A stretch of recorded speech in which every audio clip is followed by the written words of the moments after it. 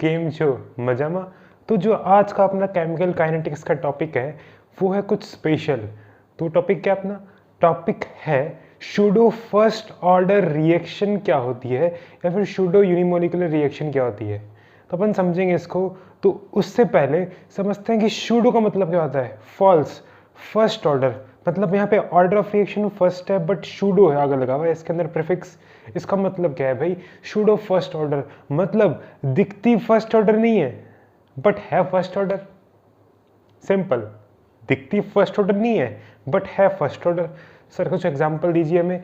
Example simple ऐसा क्या है कि कुछ लड़कियां दिखती चालाक नहीं है बट होती चालाक है।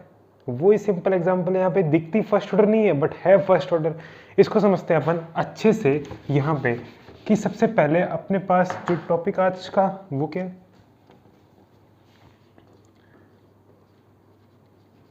सूडो फर्स्ट ऑर्डर रिएक्शन क्या होती है या सूडो यूनिमोलिकुलर रिएक्शन क्या होती है। सूडो मतलब फॉल्स फर्स्ट ऑर्डर रिएक्शन। तो यहाँ पे अगर ऑर्डर ऑफ रिएक्शन और molecularity of reaction order of reaction और मॉलिकुलैरिटी सेम नहीं होगी, अगर ऑर्डर ऑफ रिएक्शन और मॉलिकुलैरिटी सेम नहीं होगी तो वो रिएक्शन क्या होगी सूडो ऑर्डर रिएक्शन। अपन पढ़ते हैं सूडो फर्स्ट ऑर्डर रिएक्शन यहाँ पे। तो सूडो फर्स्ट ऑर्डर जो एग्जांपल होगा उसका वो एग्जांपल क्या होगा सिंपल एसिड हाइड्रोलिसिस ऑफ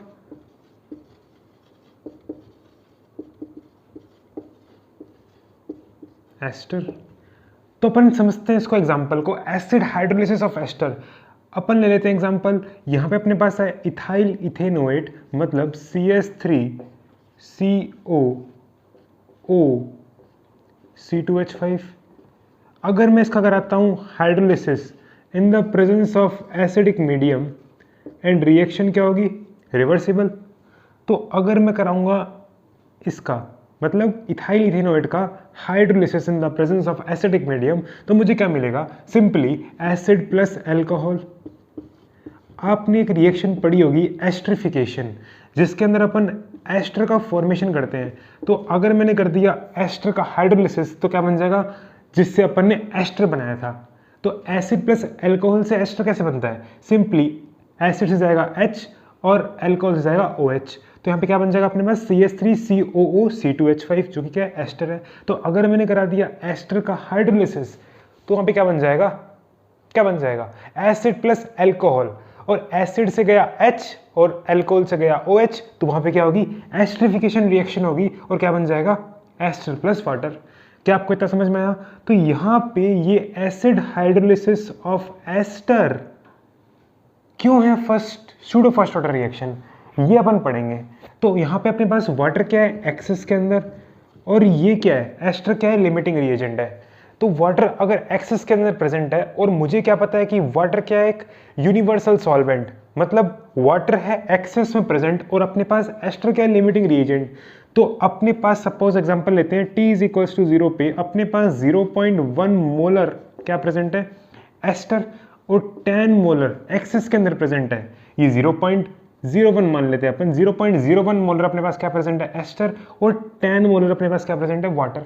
और इनिशियली प्रोडक्ट कितने हैं 0 एट टाइम T = 0 और जब रिएक्शन हुई टाइम T = T पे तो मुझे क्या पता चला कि यहाँ पे लिमिटिंग रिएजेंट क्या हो गया यूटिलाइज हो गया और यहाँ पे क्या हुआ कि 10 मोलर में से 0.01 मोलर वाटर का इस लिमिटिंग रिएजेंट के साथ क्या हुआ रिएक्ट करा। तो ये बच गया कितना 10 - 0.01 मतलब जितना ही बचेगा मतलब ये बहुत कम कंज्यूम हुआ है जितना ये प्रेजेंट है उसमें से। इसका मतलब इसकी अमाउंट क्या है एक तरह से कांस्टेंट है क्योंकि बहुत कम यूटिलाइज हुआ है इसीलिए ये क्या है इसकी यहाँ पे कंसंट्रेशन कांस्टेंट मानते हैं अपन। तो अगर मैं लिखूं यहाँ पे इस पर्टिकुलर रिएक्शन के लिए रेट लॉ तो रेट लॉ क्या होगा R = K that is rate constant multiplied by concentration of ester multiplied by concentration of water. और मुझे पता है कंसंट्रेशन ऑफ वाटर क्या है कांस्टेंट है क्योंकि ये एक्सेस में प्रेजेंट है और ये लिमिटिंग रिएजेंट से सब करेगा अपने यहाँ पे रिएक्शन, तो मतलब ये बहुत कम यूटिलाइज होगा। इसका मतलब ये कांस्टेंट है, और अगर किसी कांस्टेंट को मैं किसी कांस्टेंट से मल्टीप्लाई करता हूँ तो क्या आता है, वहाँ पे नया कांस्टेंट निकल के आता है। तो यहाँ पे नया कांस्टेंट जो निकल के आया है वो क्या है, R इक्वल्स टू, मैंने जब K और कंसंट्रेशन ऑफ H2O को मल्टीप्लाई किया, दोनों कांस्टेंट है, तो जब मैं दो कांस्टेंट को मल्टीप्लाई करता हूँ तो वहाँ पे क्या निकल के आता है, तीसरा कांस्टेंट निकल के आता है, और वो कांस्टेंट क्या है, K डैश। तो यहाँ पे K into concentration of H2O क्या हो गया, K dash multiplied by concentration of ester. इसका मतलब क्या है कि रेट लॉ के अंदर अपने पास सिर्फ और सिर्फ कंसंट्रेशन ऑफ एस्टर आया। मतलब यहाँ पे अगर मानता हूं मैं इस रिएक्शन को एलिमेंट्री रिएक्शन और इसका स्टोइकोमेट्रिक कोएफिशिएंट 1 है, तो मैं क्या मान सकता हूं यहाँ पे कि ऑर्डर ऑफ रिएक्शन क्या आएगा, 1। और मुझे पता है यहाँ पे मॉलिक्यूलैरिटी कितनी है। What is मॉलिक्यूलैरिटी? मॉलिक्यूलैरिटी अपने पास 2 है, क्योंकि अपने पास इनिशियली रिएक्टेंट कितने यूटिलाइज हो रहे हैं, 2 मोल। तो मैं क्या बोल सकता हूँ यहाँ पे कि मॉलिक्यूलैरिटी इस पर्टिकुलर रिएक्शन की 2 है और ऑर्डर 1 है। मतलब मॉलिक्यूलैरिटी और ऑर्डर सेम नहीं है, इसका मतलब वो क्या हुआ, सूडो ऑर्डर रिएक्शन। और पर्टिकुलरली यहाँ पे देखें कि अगर ऑर्डर ऑफ रिएक्शन 1 आया और मॉलिक्यूलैरिटी 2 आई, तो वो क्या होगी, particular pseudo first order reaction. क्या आपको यहाँ तक समझ में आया? बोलो यस सर नो। क्या आपको यहाँ तक समझ में आया? क्या समझ में आया आपको यहाँ पे ये सिंपल एग्जांपल? तो मैं क्या बोल सकता हूं यहां पे कि जब ऑर्डर ऑफ रिएक्शन अपने पास 1 है और मॉलिक्यूलैरिटी उस पर्टिकुलर रिएक्शन की 2 है, तो वो पर्टिकुलर रिएक्शन क्या होगी, pseudo first order reaction.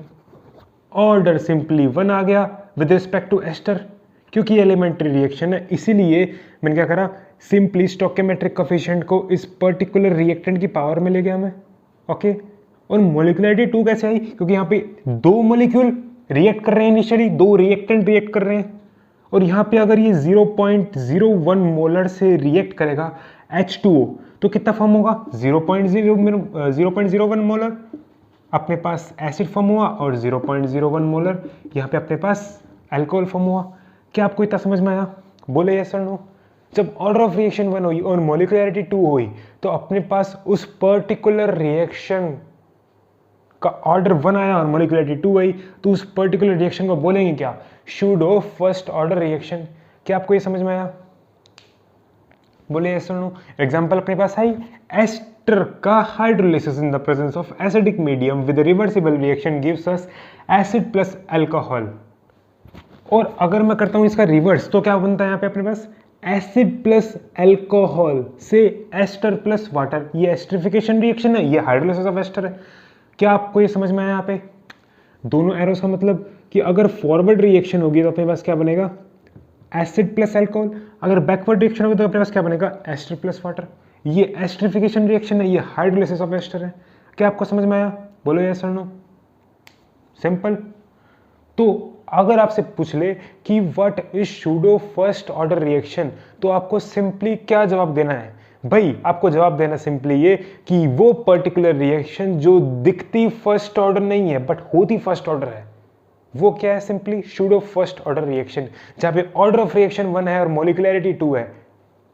Simple, क्योंकि वाटर प्रेजेंट है एक्सेस के अंदर, इसीलिए वाटर जब एक्सेस में प्रेजेंट होगा तो इसकी कंसंट्रेशन के अंदर बहुत कम चेंज आएगा, और उस कम चेंज को मैं नेग्लिजिबल लेता हूं, इसीलिए यहां पे मैं कंसंट्रेशन ऑफ वाटर क्या मान रहा हूं, कांस्टेंट। और अगर अपन लिखते हैं रेट लो, तो रेट लो किसके रिस्पेक्ट में लिखना है अपने को, सिर्फ और सिर्फ एस्टर। तो अपने पास ऑर्डर क्या निकल के आया, 1।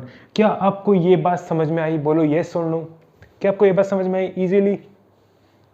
बोलो येस और नो। तो मैं क्या बोल सकता हूं, if molecularity of rate determining step, मतलब slow step RDS, if molecularity of RDS and order of reaction is different, then reaction is known as pseudo first order reaction. और एग्जांपल क्या है इसका, एसिड हाइड्रोलिसिस ऑफ एस्टर। क्या आपको समझ में आया?